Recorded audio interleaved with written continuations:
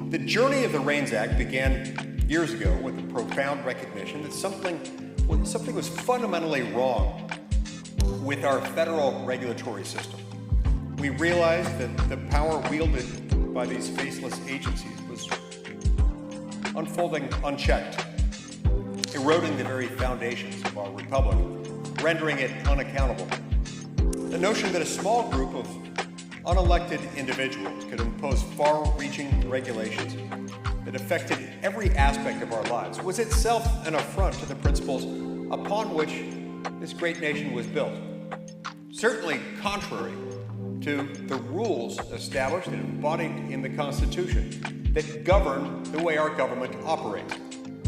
Year after year, proponents of regulatory reform within the federal system have fought against the odds, facing resistance from those who have defended the status quo. We knew that the American people deserved better, that their voices should be heard, and that their elected representatives should have the final say. Throughout its evolution, the REINS Act has undergone refinements, fine-tuning its provisions to maintain the cutting edge while ensuring democratic accountability.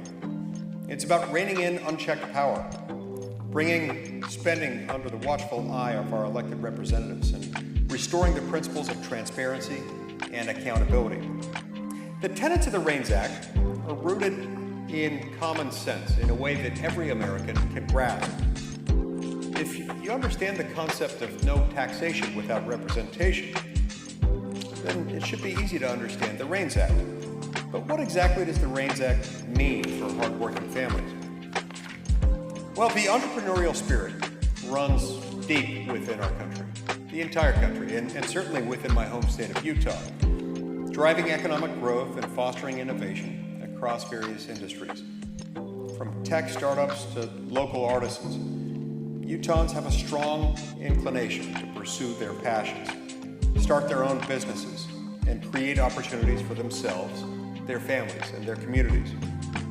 However, this entrepreneurial spirit often faces significant hurdles, sometimes insurmountable hurdles, due to over-regulation by this or that federal agency.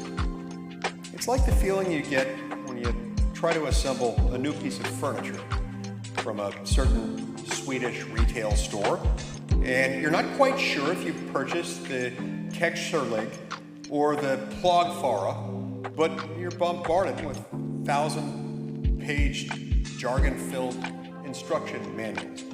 Federal regulations often feel like those convoluted instruction manuals, but with much higher stakes, though the titles are a little easier to pronounce. The REINS Act seeks to change that. The term REINS is an acronym that stands for Regulations from the Executive in Need of Scrutiny. And its purpose is simple: to ensure that unelected bureaucrats cannot impose major regulations on us without the consent of our elected representatives. It's about putting power back into the hands of the people and their elected representatives where it rightfully belongs. You see, Mr. President, this isn't just a good idea, it's a good idea that's been embedded within the Constitution. The very first operative provision of that document, Article 1, Section 1, Clause 1, makes this clear. All legislative powers herein granted shall be vested in a Congress of the United States, which shall consist of a Senate and a House of Representatives. The meaning of that is clear and simple. To make law, you have to go through the Congress. There is no other way to make law. Legislative powers are the powers to make law. And all legislative powers granted in the Constitution are federal ones. Therefore, to make a federal law, you've got to follow the formula prescribed in Article 1, Section 1. Article 1, Section 7 explains exactly how that has to happen. You've got the same legislative proposal that has to pass the House and the Senate, identical text, before it can then be presented to the President for signature, veto, or acquiescence. The point of this is simple. Power to make law is inherently dangerous and volatile. It can harm people just as it can protect others. For that reason, it's not to be entrusted to any branch of government other than the branch of government most accountable to the people at the most regular intervals. You see, regulatory reform is more than just some esoteric concept. that exists solely within Capitol Hill or in Washington, D.C. Its impact reverberates across our daily lives, affecting everything from the cost of goods and services to the livelihoods of hardworking individuals and families. That's why it's about a whole lot more than just what the Constitution says and what it should be interpreted and understood to mean. It's about how this affects individuals and families. By requiring congressional approval for major regulations, enactment of a new major rule regulation, as if it were a legislative proposal, rather than just allowing executive branch agencies to make new laws themselves, the REINS Act brings accountability and transparency to the rulemaking process, injecting a much-needed and constitutionally prescribed dose of common sense into our bureaucratic system. The REINS Act articulates and imagines a world where small businesses are freed from the weight of onerous regulations, detached from any common sense, where parents can provide for their children without being bogged down by unnecessary red tape, and where innovation and entrepreneurship thrive without the suffocating grip of excessive government control. That is the world we strive to create with the passage of the REINS Act. Now, to be clear, even with the REINS Act, from time to time, some federal regulations would end up being approved and enacted into law by Congress. Congress, after all, can and does make mistakes. But there's a big difference. When Congress makes that mistake, members of Congress who vote for that mistake can be held accountable. Currently, they cannot. In fact, by design, they're insulated from the process, left only in a position where the best they can do is write a harshly worded letter, beating their chests and calling the people who wrote this or that regulation at this or that federal agency barbarians. But after all, our job is not about writing letters, it's about making law. Insofar as we've got other entities that are not us, run by people who are not elected by voters in our state or in any state. That's a problem, and it's a problem that we have to fix. Today we celebrate this victory for freedom, for common sense, and for the hardworking families who deserve a government that serves, not stifles them. We owe an immense debt of gratitude to the House of Representatives, in particular to the House Republicans who voted for this. Specifically, most notably, the members of the House Freedom Caucus for their tireless efforts in pushing this legislation forward, reminding us all that persistence and unwavering dedication can yield remarkable results. I stand before you humbled and honored to witness this historic moment.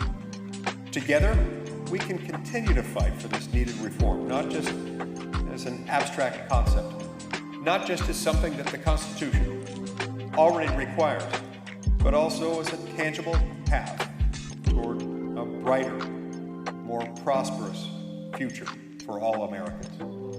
All Americans benefit from this, but it's especially those Americans who struggle who will benefit the most from this. You have to remember that these regulations, when they're put in place, come at a cost. They're not free. It's been a few years since anyone has undertaken a comprehensive effort to estimate the total cost of complying with federal regulations. But according to one study that I saw, it's been several years ago now that this study was produced, they estimated that the cost, well, impossible to calculate in its entirety, was at least $2 trillion. We've added a whole lot of federal regulations, including some very costly federal regulations, since that study was done. One can surmise from that the cost is now somewhere between $2 trillion and $3 trillion. This is an enormous sum of money. Now, let's not deceive ourselves. Let's not minimize this by assuming that those costs are borne simply by wealthy Americans, by big blue-chip corporations, by someone who we can imagine in our mind's eye as a Monopoly game piece wearing a monocle, dressed up like Mr. Peanut. No, that's not who pays for this. Who pays for this are hardworking Americans, disproportionately America's poor and middle class, who pay dearly for this. That $2 to $3 trillion figure, that's borne by you and me and borne disproportionately by those who are near the bottom of the socioeconomic scale. Those people who are working hard, living paycheck to paycheck, find that as a result of these regulations, everything they buy, from cornflakes to cars, from groceries to gasoline, everything in between, becomes more expensive. They also pay for it through diminished wages and unemployment. Those are real people who are being harmed by these things. The least we can do is, before subjecting them to even more regulations that are going to cost America's poor and middle class even more money, we owe it to them to have the decency to at least vote on these regulations before they have to comply, before they have to pay through the nose yet again for more and more products. Inflation has many causes, but one of the significant ones is excessive federal regulations. Those regulations won't go away with the REINS Act, but when the REINS Act becomes law, we'll at least be doing the American people the basic courtesy of voting on regulations before they have to comply. It's not too much to ask. Thank you, Mr. President.